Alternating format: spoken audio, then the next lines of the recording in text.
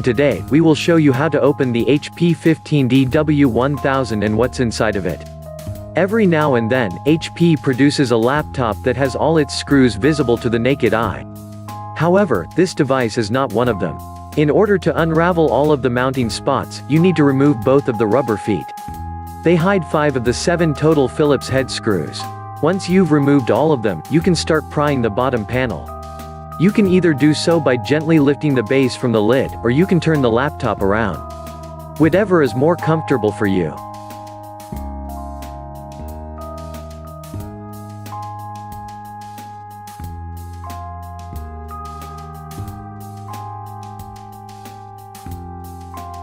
In terms of cooling, we see a single heat pipe with quite a narrow diameter.